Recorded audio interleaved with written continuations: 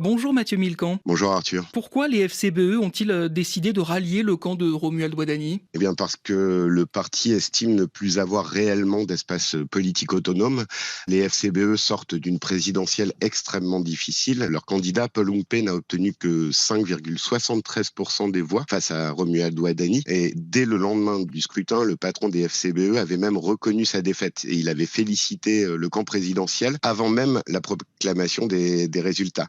Au sein de son parti, beaucoup considèrent que le message est on ne peut plus clair. Le dauphin de Patrice Talon a remporté une victoire écrasante avec plus de 94% des suffrages. Donc, les dirigeants des FCBE expliquent qu'ils veulent tirer les conséquences de ce résultat, qui est un échec électoral pour eux. Mais derrière cet argument politique, il y a aussi une logique plus pragmatique, voire opportuniste. Les FCBE espèrent bien obtenir des contreparties, davantage de prise en compte des questions sociales, d'une part, c'était dans leur programme, mais aussi un peu plus prosaïquement des postes dans le futur gouvernement ou dans l'appareil d'État.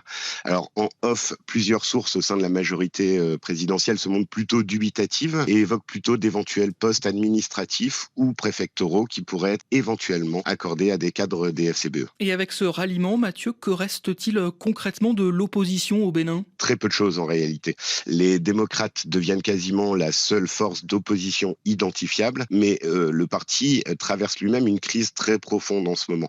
Il est fragilisé depuis plusieurs mois maintenant par des divisions internes. Leur candidat à la présidentielle, Renaud Agbojo, l'avocat, a été exclu de la course, ce qui a provoqué une implosion du parti.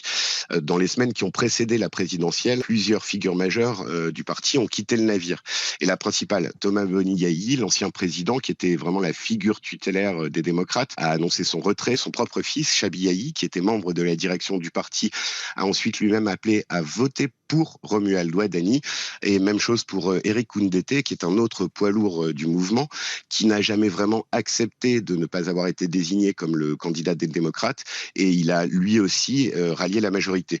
Le résultat, c'est que les démocrates tentent de maintenir une ligne d'opposition républicaine, mais sans représentants à l'Assemblée nationale et dans un contexte institutionnel de plus en plus défavorable. Noureno Achadé, qui est le nouveau chef des démocrates, aura une tâche plus que difficile pour se faire entendre dans les mois qui viennent. Et dernière question, est-ce qu'il y aura un espace pour l'opposition après l'investiture de Romuald Ouadani? Eh bien, c'est toute la question parce que plusieurs réformes menées par Patrice Talon au cours de son mandat, y compris dans les derniers mois de la présidence, ont profondément modifié le fonctionnement politique du pays. D'abord, il y a la création du Sénat qui n'est pas encore en place, qui est une nouvelle institution dotée de pouvoirs très importants, notamment et surtout un droit de veto sur certaines lois votées par l'Assemblée nationale.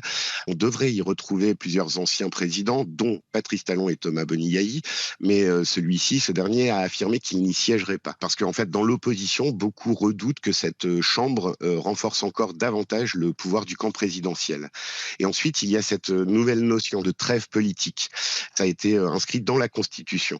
Alors en clair, après les élections, toute activité politique à visée électorale sera interdite jusqu'à un an avant le prochain scrutin.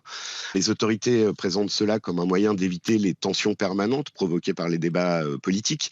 Les opposants, eux, y voient une mesure potentiellement liberticide qui risque d'étouffer encore davantage les voix dissidentes au Bénin.